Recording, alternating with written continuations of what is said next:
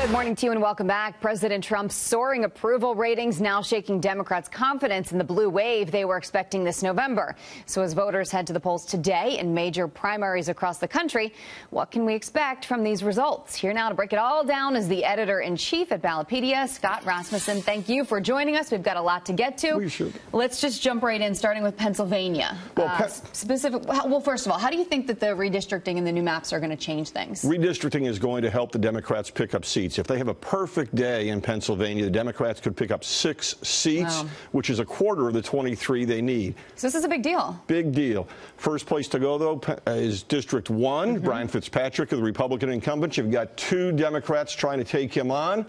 This is a district that had voted for Donald Trump. The redesigned district was Clinton +1.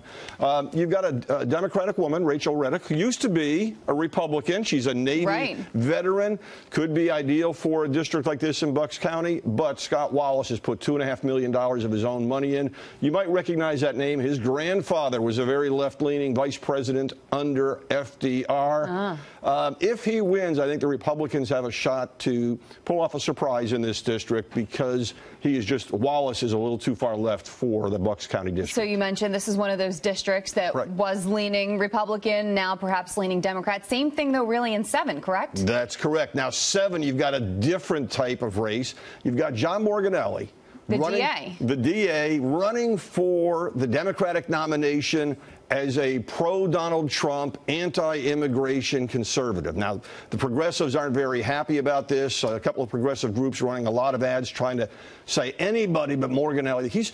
By the way, he is so strong for Donald Trump, they call him Maganelli. Wow. So the Northampton County DA, a lot of people, though, say that he has a good chance because of that name recognition. That name recognition. Susan Wild, though, keep an eye on her because, look, in open seat races on the Democratic side, women have won 85% of the time. She is the most conventional Democrat. The hope for Republicans here, though, is this district splits into a Democratic civil war and gives the GOP a chance. So what about PA 13? PA 13 is 8 Republican candidates running. Whoever wins the primary likely to come out on top. The interesting thing here. A lot of people. That's right. John Joyce is backed by the Republican Mainstream Partnership, kind of the establishment group. He is opposed by the Club for Growth. So there's kind of that internal battle. Don't expect it will affect the outcome in November, but it will affect the kind of congressman the district has come next January. Okay, so what about the Senate race in Pennsylvania? Not a lot of surprise here. We expect Lou Barletta to win the race, to win the primary.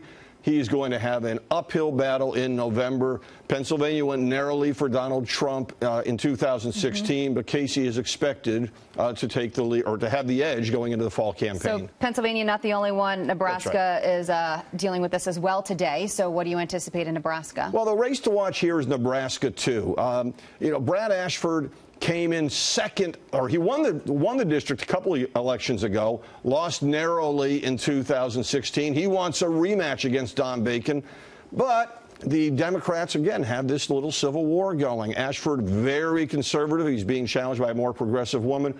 I think Ashford wins the primary, but we're going to watch and see how much support he actually has to give a sense of where he's going in the fall. Okay, folks in Idaho also hitting the polls. So let's talk about the governor's race. Now, Idaho, look, they're going to have a Republican governor in November. The question is which one. For most of the season, we've expected Raul Labrador, who's a founder of the Freedom Caucus, to be the nominee.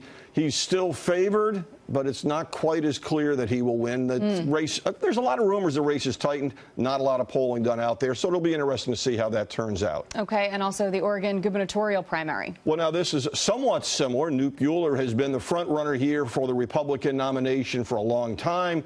They're all vying to take on incumbent Democrat Kate Brown.